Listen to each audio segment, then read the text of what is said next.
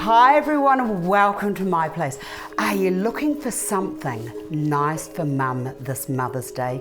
Well, hopefully I've got you covered. I've got my vase here. Now let me talk to you about this vase. This vase started life as a grey ceramic pot. Just grey, something, nothing. And when I was looking at the flowers, I wanted to do something white because white and green is very on trend at the moment.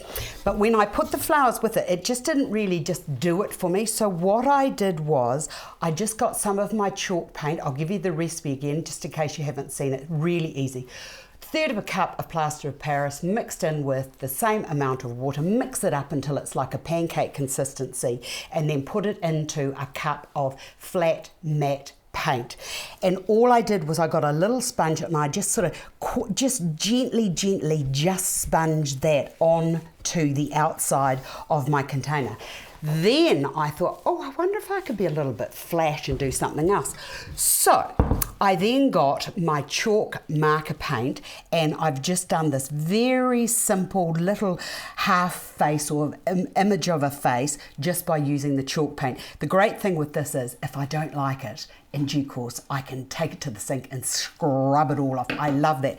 The other thing I thought that would be really nice is you might like to use the pen and do a little poem or something on the outside for Mum. Anyway, there is my container, and I've got 3 pieces of the spirally gum, which I absolutely love. So I'm going to put that in first.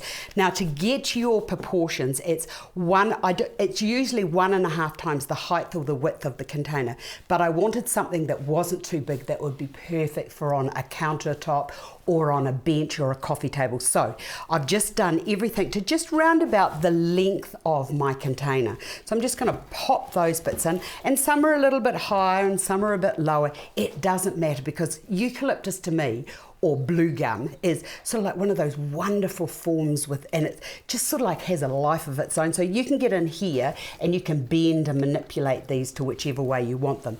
The next to go in are these gorgeous little ranunculus. Aren't these just beautiful? And they're almost exactly like what nature has done. And when they've been open a wee while, they get that lovely transparency on their little petals. That's what I love about these. And also it's got little wee kisses, like raspberry kisses on the tips of the little petals, which is what some of them have. So I've got 3 of those. I'm just going to plonk those in amongst the foliage. Oh, look at this. And with that little black center on the ranuncula, it's sort of like is a really lovely little detail. And when you look into this here, you've got the grays, and then you've got the tonal grays of your eucalyptus and the black. So they're all coming through from that family. But we won't get into colors today. We'll just keep it all very simple.